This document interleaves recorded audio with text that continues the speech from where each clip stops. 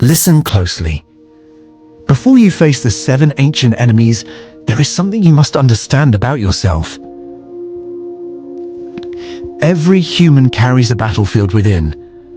Not a metaphorical one, a real one, carved into the architecture of your mind. A place where impulses, fears, memories, and desires fight for dominion. A place where every choice becomes a vote for the person you will become. Most people never see this battlefield.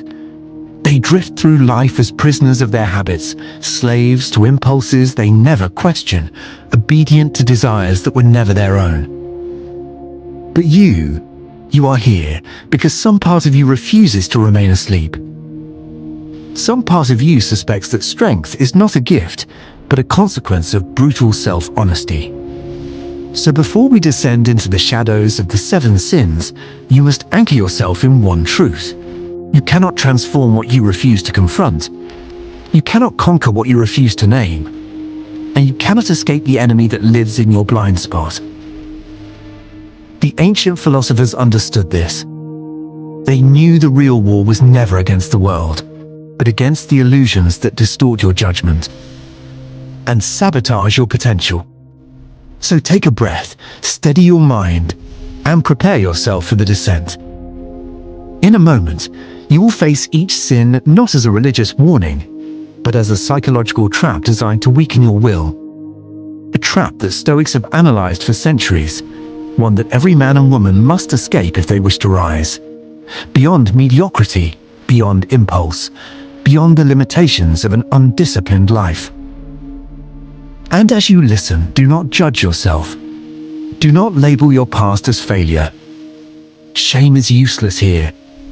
What matters now is your willingness to see yourself truthfully, to name the parts of your soul that sabotage you, and to reclaim control over the only kingdom that will ever be yours, your own mind. Now, step forward.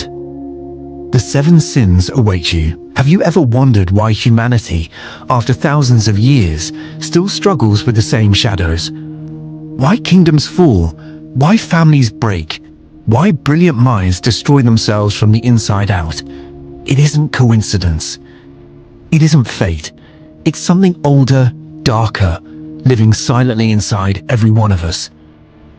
The ancients called them the 7 deadly sins, not because they condemn you to death, but because they kill what you could have been.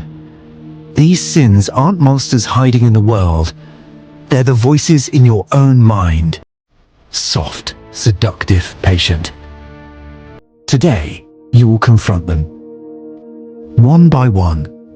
And if you listen closely, maybe, just maybe, you will understand why they have ruled humanity for centuries and how you can break free. Welcome to the journey through your own darkness. 1. Pride. The invisible prison. Pride is not confidence. It's not self-respect. Pride is the quiet belief that you are above correction, above failure, above truth. It's the sin that blinds kings, destroys friendships, and keeps people frozen in the same place for years. Pride creates a prison where you are both the guard and the prisoner. It whispers, "You're right, always right. Don't listen to anyone. You already know everything." But the truth, pride kills growth. It kills learning. It kills evolution. The strongest people on earth are not the ones who appear unbreakable, but the ones who can say, "I was wrong, teach me, I can do better." Pride builds empires, but humility sustains them. 2. Greed. The hunger that never ends. Greed is more than the desire for money. It is the fear of never having enough. People think greed lives in the wealthy, but greed often grows strongest in those who feel empty inside. Greed whispers, "Just a little more." Then you'll be satisfied, but a little more becomes a lifetime. Greed can turn a generous heart into a calculating machine.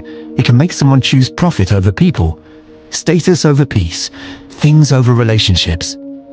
And the tragedy. Greed convinces you that fulfillment is one step ahead and then keeps moving the finish line. True wealth is not what you can accumulate. It's what you can walk away from without losing yourself. 3. Lust, the illusion of connection. Lust is not desire. Desire is natural. Lust is desire without direction, instinct without wisdom, pleasure without meaning. Lust promises connection, but delivers emptiness. It's not just about the body, it's the craving for escape, for validation, for the illusion of being wanted, even for a moment. Lust makes you chase shadows, attach your value to attention, and trade intimacy for intensity. And the deeper truth, lust grows the strongest where there is loneliness. It feeds on the parts of you that feel unseen and unloved. Real connection begins when you stop using people to fill a void and start allowing them to touch your soul instead of your impulses. 4. Envy, the poison of comparison. Envy is the sin that grows in silence. You can hide pride, you can hide greed, but envy rewrites your entire worldview without you noticing. It turns someone else's success into your failure. It turns someone else's happiness into your bitterness. Envy blinds you to your own blessings. It steals your gratitude. It kills your ability to celebrate your own journey. Envy says, "Why them? Why not me?" But wisdom says, "Because it's not your time." And that's okay. The antidote to envy isn't pretending you don't feel it. It's understanding that someone else's victory does not threaten your destiny. There is enough greatness for everyone, but there is only one you. 5. Gluttony, the craving to escape life. Gluttony is not about food. It is the attempt to fill spiritual hunger with physical excess. People overeat, overspend, overconsume, not because they want more, but because they're running from something. Pain, guilt, loneliness, fear. Gluttony isn't indulgence. It's avoidance. You try to numb emotions with pleasure, but pleasure without purpose becomes a slow poison. The lesson: face what hurts instead of drowning it. Your body can only take so much of what your soul refuses to feel. 6. Wrath, the fire that destroys its owner. Wrath is not anger. Anger is healthy. Wrath is anger without limits, emotion without control, fire without direction. Wrath feels powerful in the moment, but it leaves a trail of destruction you can never fully repair. Uncontrolled anger has ended relationships, started wars, and ruined lives. Wrath tells you, you are justified, but justification is not peace. The hardest battles aren't fought against others, but against the storms inside yourself. Mastering your anger doesn't make you weak. It makes you untouchable. 7. Sloth, the death of potential. Sloth is not laziness. It is the refusal to become who you are capable of becoming.